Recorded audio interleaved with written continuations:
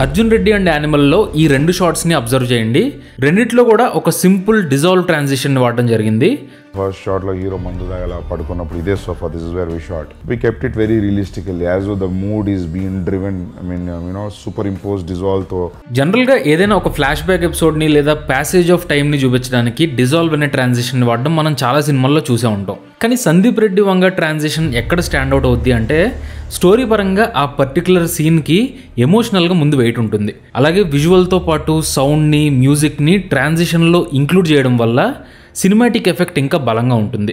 నేను రాసేటప్పుడు క్లియర్గా నేను సౌండ్ ఊహించుకొని రాస్తా. లొకేషన్లో కూడా ఒక షార్ట్ ఎడ పెట్టిన తర్వాత కట్ ఇంకో దగ్గర పెడుతుంటే నా ఇటు సైడ్ అన్న ఈ కట్ పడదు అని, అంటే నాకు యాంబియన్స్ షిఫ్ట్ ఆఫ్ సౌండ్ వల్ల ఈ కట్ సరిపోతుంది అని ఒక ఐడియా ఉండేది. టార్కోవ్స్కీ అనే ఒక లెజెండరీ ఫిల్మ్ మేకర్ ఏమన్నారంటే సినిమా అనేది సమయాన్ని శిల్పంలాగా చెక్కడం లాంటిది అని. వాడే ఉద్దేశంతో అన్నాడు.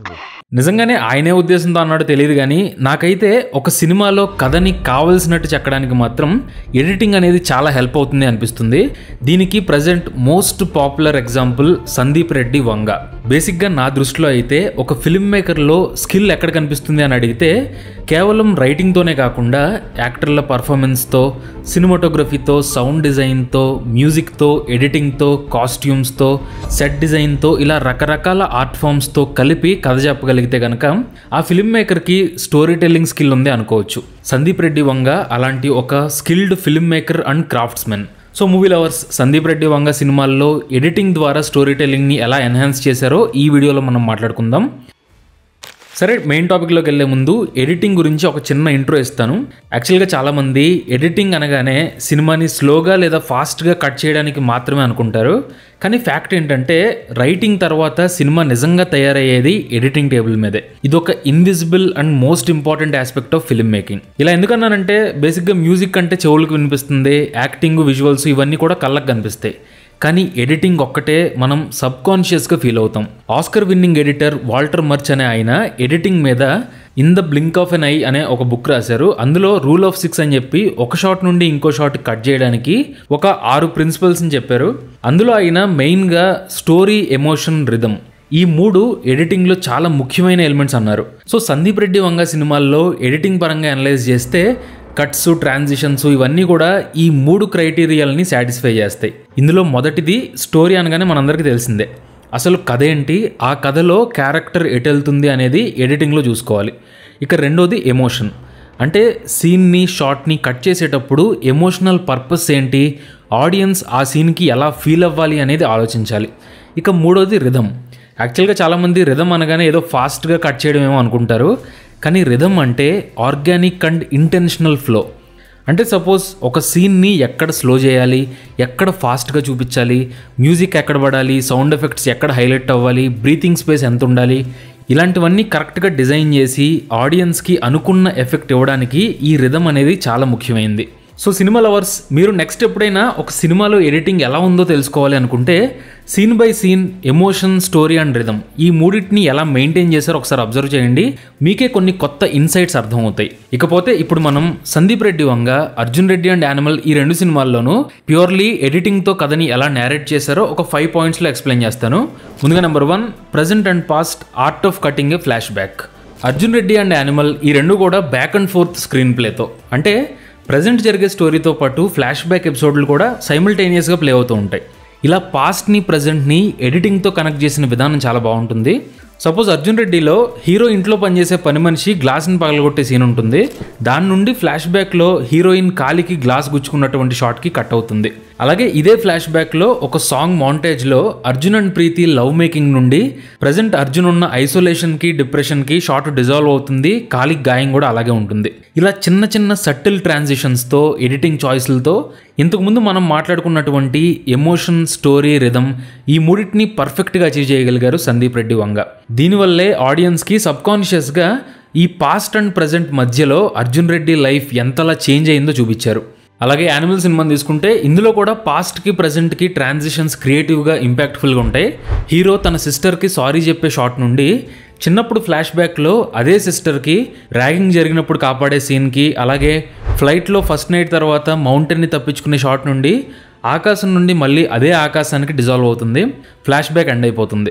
సో ఇలా ఎడిటింగ్లో సింపుల్ ట్రాన్సిషన్ని కూడా కథకి తగ్గట్టు ఇంపాక్ట్ఫుల్గా ఎలా వాడుకోవాలో అర్జున్ రెడ్డి అండ్ యానిమల్ సినిమాల్లో మనం గమనించవచ్చు. Next number 2, creating the feel and flow. Sandeep Reddy Vanga ఎడిటింగ్లో ఎక్కువగా వాడే ఇంకో టెక్నిక్ ఏంటంటే J cuts and L cuts. నిజానికి మనందరం కూడా సినిమా చూసేటప్పుడు అది ఏ కట్టో ఏంటో అంతగా అబ్జర్వ్ చేయం, ఎందుకంటే ఈ J cuts and L cuts main purpose కూడా అదే. కానీ ఉందా లేదా అన్నట్టు అలా వచ్చేళ్ళిపోవాలి, అదే మ్యాజిక్. ఇక్కడ జే కట్ అంటే విజువల్ కంటే ముందే నెక్స్ట్ షాట్లో ఉండే డైలాగ్ మనకు వినిపిస్తుంది.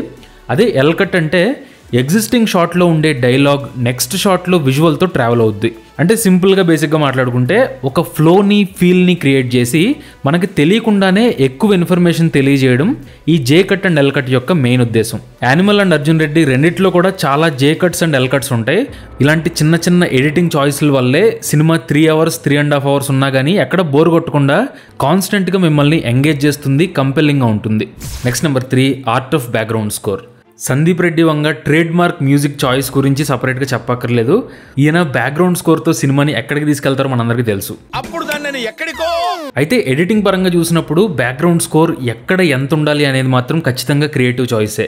పిన్ అండ్ డీటెయిల్ మాట్లాడుకొని నాకు ఈ ఇన్స్ట్రుమెంట్ కావాలి, ఇక్కడ కావాలి, ఈ ప్లేస్లో ఫేడ్ ఇన్ అవ్వాలి, ఈ ప్లేస్లో లేవాలి మ్యూజిక్, అంత డీటెయిల్గా మాట్లాడడం కూర్చొని మేము ఇద్దరం కలిసి చేసింది. అది నాకు మ్యూజిక్ కొట్టడం రాదు, but I know what kind of music my films requires. Suppose animal సినిమానే తీసుకోండి. జనరల్గా విలన్ ఇంట్రడక్షన్ అంటే ఏదో ఒక భయంకరమైన బేవచ్చమైన బ్యాక్గ్రౌండ్ స్కోర్ పెడతారు, కానీ యానిమల్ చూస్తే ఒక సింపుల్ అండ్ సాఫ్ట్ టోన్తో చూడడానికి అవుట్డేటెడ్లా అనిపించినా సరే హారిజాంటల్ వైపుతో ఓపెన్ చేయడం కూడా ఒక fresh and original editing choice అనిపించింది. ఇలా ఎడిటింగ్ పరంగా బ్యాక్గ్రౌండ్ స్కోర్కి బెస్ట్ ఎగ్జాంపుల్స్ ఇంకా చాలా ఉన్నాయి. నా ఫేవరెట్స్ అయితే యానిమల్లో హీరోకి వరుణ్ క్యారెక్టర్కి మధ్య జరిగేటువంటి వెర్బల్ బ్యాటిల్లో ఒక్కో డైలాగ్ని బట్టి ఆ పర్ఫెక్ట్ బీట్స్ దగ్గర మ్యూజిక్ ఇంటెన్సిటీని ఇంకా ఎలివేట్ చేస్తుంది. అలాగే అర్జున్ రెడ్డిలో ఫుట్బాల్ ఫైట్లో కూడా ఆ sound design and music balance బాగుంటుంది. Next number 4, setting tone with sound design. Feel factor బాగా వర్కౌట్ అవుతుంది, అంటే రియల్గా అనిపిస్తుంది అనే ఫీలింగ్.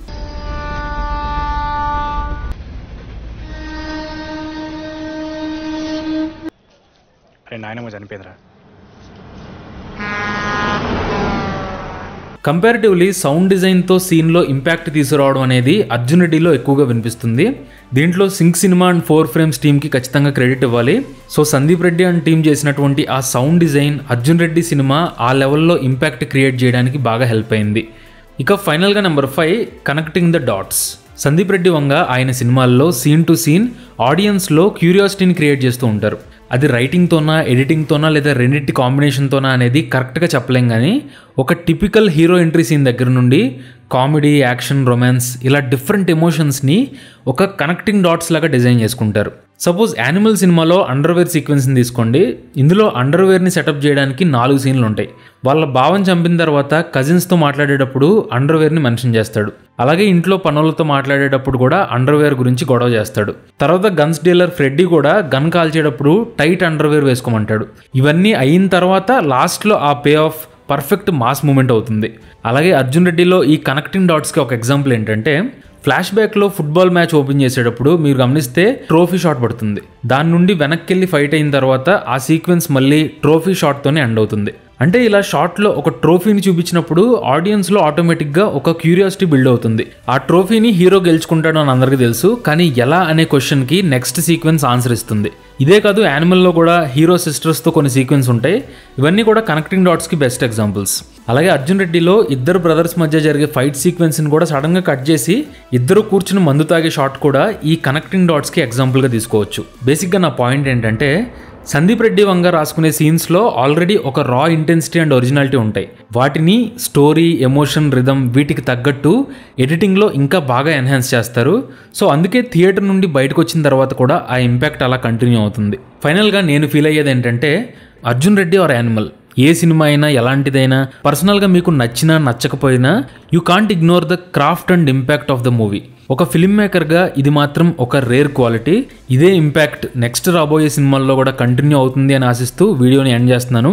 Thanks for watching.